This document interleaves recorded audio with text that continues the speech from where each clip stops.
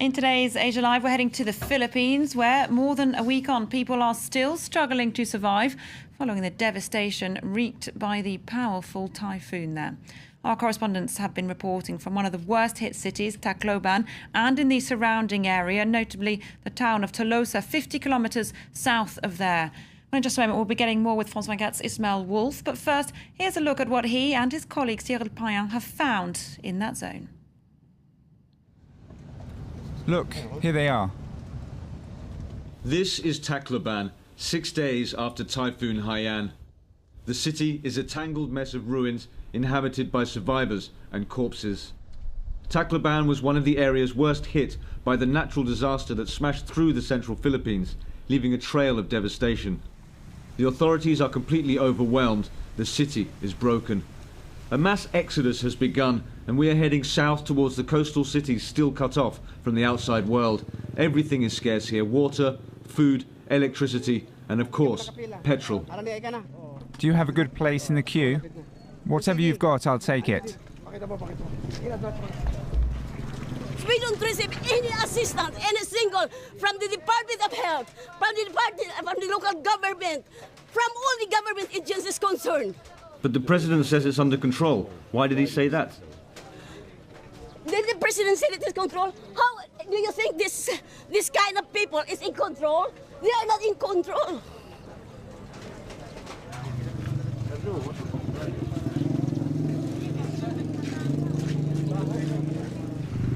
How much did you find? I could only get half a litre. When you have nothing, you have to be resourceful and inventive, like finding distant family relations that might be able to help. Hundreds of convicts have taken advantage of the typhoon to escape, but here the bars remain locked. I was here. I was locked up like this. I really thought it was the end for me when I saw the water rising higher and higher. There are lootings in the region, and local police are struggling to keep control. They are taking risks even to kill people. They will do that as long as their family will be safe.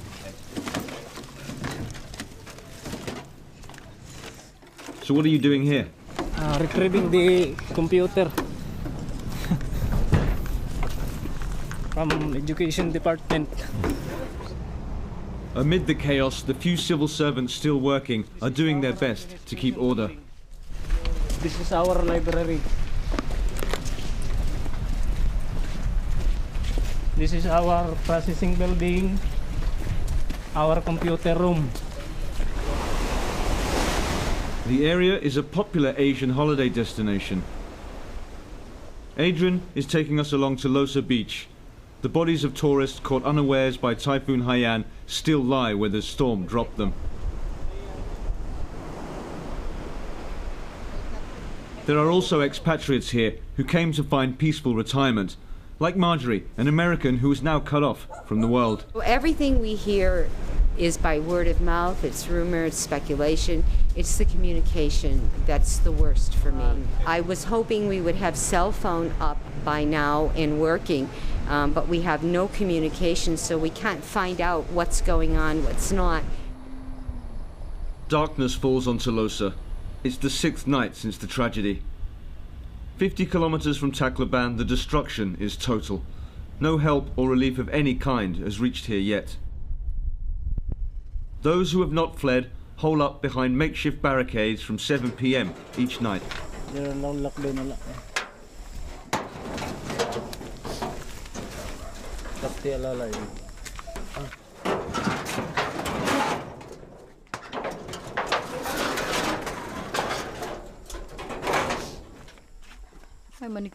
I'm scared.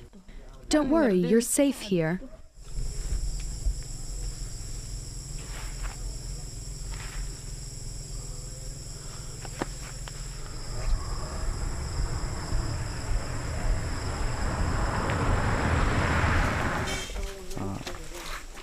There were some gunshots nearby. We can't go out. It's too dangerous.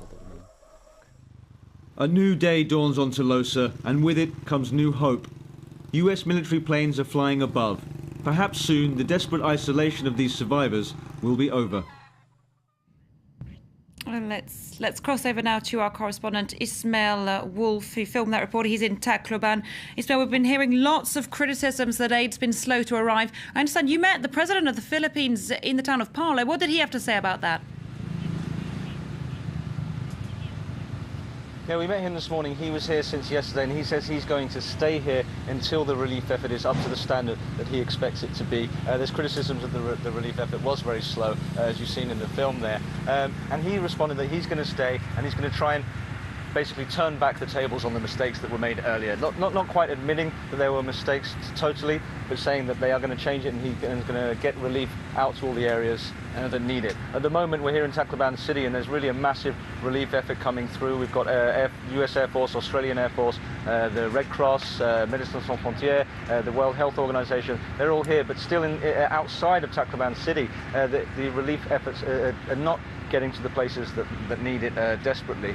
And the issue here is that also that although this food and water is starting to come across to the people, the devastation here, as you've seen in the images, is total. And the people that haven't already evacuated or are thinking of evacuating are really trying to build a life for themselves again amidst twisted rubble everywhere. Their houses are collapsed, there's no jobs. There's no electricity, there's no water. So really the story here is going to carry on for months, if not to the end of the year, until there's some semblance of normality can return to the people that have had everything washed away from them by the Typhoon Haiyan. So it's really a long-term tragedy, and not just the short-term relief that they need. They need help to move forward, to begin building their lives again. Absolutely. I'm afraid we will have to leave it there. Sorry about that. Ismail Wolf reporting there from Tacloban. That was today's Asia Live.